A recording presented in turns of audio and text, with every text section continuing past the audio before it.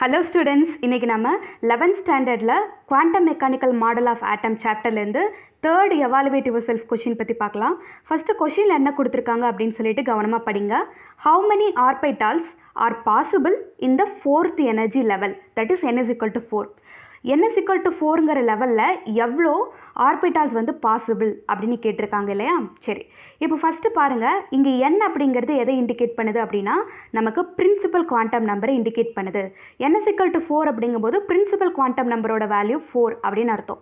கரெக்டுங்களா? அப்படின்னா அந்த பிரின்சிபல் குவாண்டம் நம்பர் வந்து n ஷெல்லில் பிலாங் பண்ணுது, n ஷெல்லில் வந்து சேர்ந்தது அப்படின்னு அர்த்தம். இப்போது ஒரு ஷெல்லுன்னு எடுத்துக்கிட்டோன்ட்டா அதில் வந்து டிஃப்ரெண்ட் சப்ஷெல்ஸ் வந்து ப்ரெசென்ட் ஆகிருக்கும். அதே மாதிரி அந்த சப்ஷெல்ஸில் டிஃப்ரெண்ட் ஆர்பிட்டால்ஸ் வந்து ப்ரெசென்ட் ஆகிருக்கும்.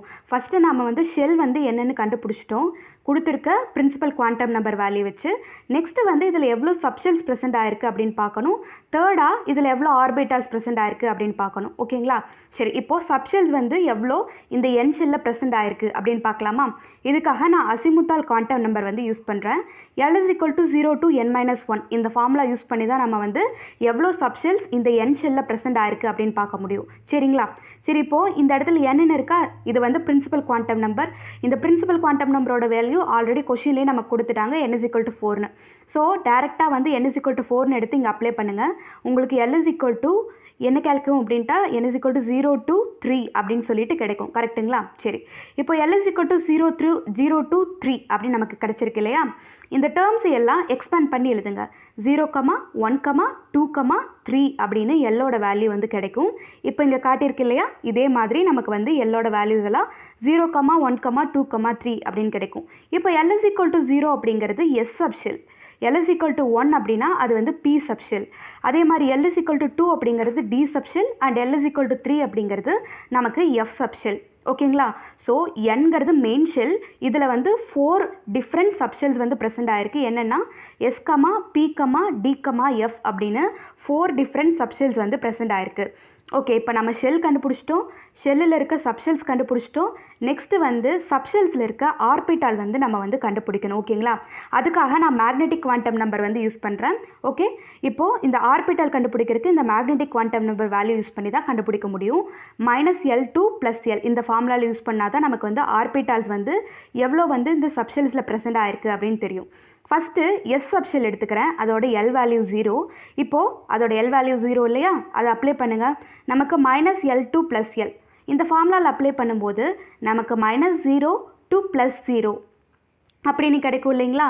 ஸோ அப்போ L வேல்யூ டோட்டலாகவே நமக்கு வந்து 0 அப்படின்னு ஆயிரும். ஸோ M வேல்யூ டோட்டலாகவே நமக்கு வந்து 0 அப்படின்னு சொல்லிட்டு ஆயிரும்.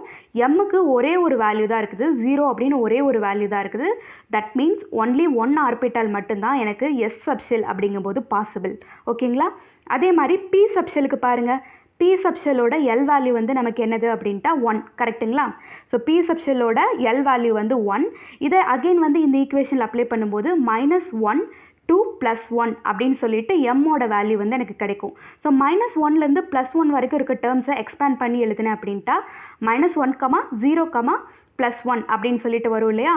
ஸோ டோட்டலாக -1, 0, +1 அப்படின்னு 3 வேல்யூஸ் வந்து P சப்ஷெல்லில் பாசிபிள்.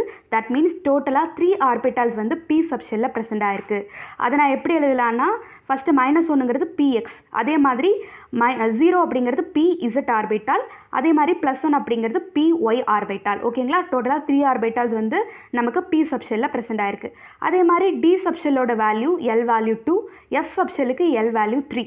இப்போ பாருங்கள், D சப்ஷெலுக்கு L வேல்யூ 2 இல்லையா? அதை வந்து நான் வந்து அந்த again M is equal to -2 + 2 அப்படிங்கிற ஃபார்முலாவில் வந்து நான் அப்ளை பண்ணுறேன்.